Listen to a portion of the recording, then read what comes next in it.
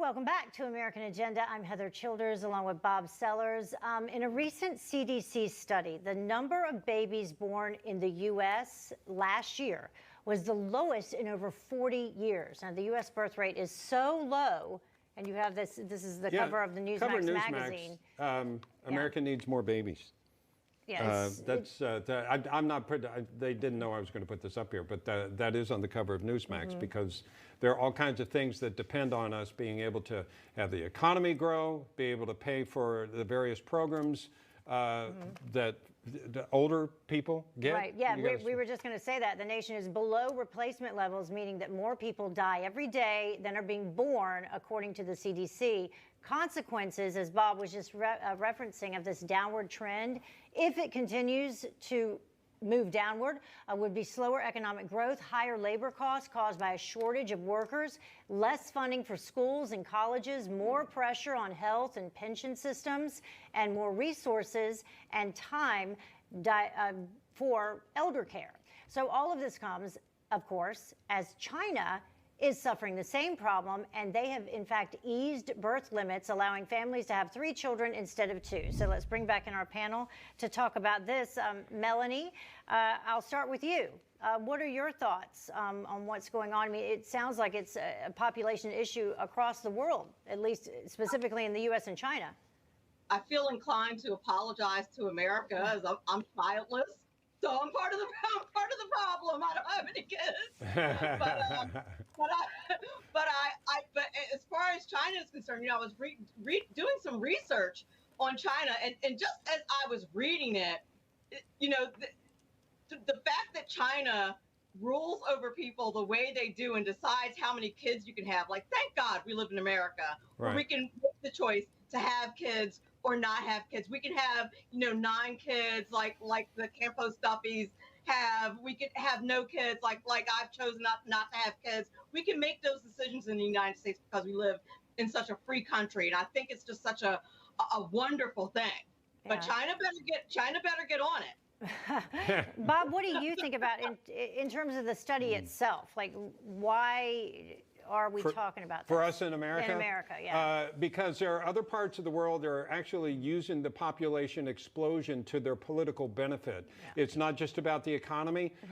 There are other religions, for instance, other than the Christian religion, in which they are encouraging people to have more and more, so there are more of them spreading throughout the world. They have no intention of exercising population control. They feel like the more people there are, the more power they will have.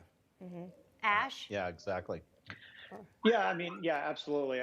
The rest of the world is increasing in population. Now, we're decreasing. So I believe what we need to be doing is we should be having roughly 2,100 kids per every 1,000 women. And instead, we're having roughly 1,700 babies per 1,000 women.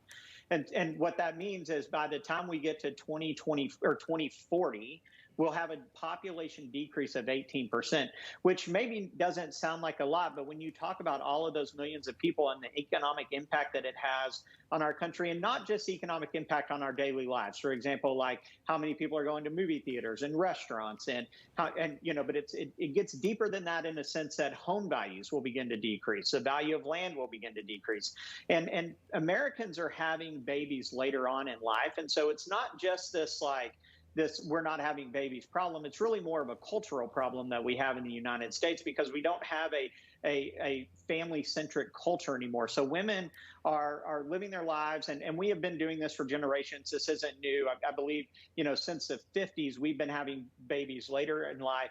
But as women are now having them into their 40s, and if you think about women today having babies in their 40s, if their children wait longer and they're really having babies at 45, there's a biological wall and clock that eventually stops that we're beginning to push up against.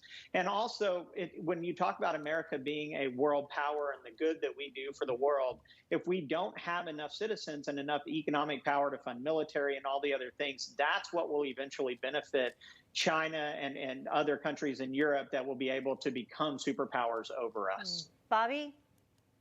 Yeah, well, I want to touch on Bob's comment because that is a known strategy. The Western civilizations, Western nations, they have lower birth rates in general, and the Eastern religions, they know that. and they see, okay, well, forget about other tactics. We'll just outbirth them. You know, we'll just live longer. We'll have more people. We'll get our power this way. But as far as China, we see their policies coming home to roost. You know, the forced abortions, forced sterilizations. In 2010, 70% of their population was within their working age, 15 to 60. Now it's down to 63%. They've lost 7% of their working population. So they're freaking out because, again, they are one of those nations that wants more and more people. They're seeing that their policies were not working because they need that in order to maintain dominance that they want to have around the world. So it's just interesting that they want this slave labor. Well, they're just losing it right now with their policies. So you're going to see some changes in China, but there's a whole world dynamic going on because it's not just the United States, it's Western nations in general that are tending to have fewer kids. Other religions, other nations, they know it, and their strategy is exactly the opposite. All right, everyone. Stay with us. Coming up, we're not done. Enjoy the long weekend. What some are calling VP Kamala Harris's tone-deaf Twitter statement to kick off the Memorial Day weekend.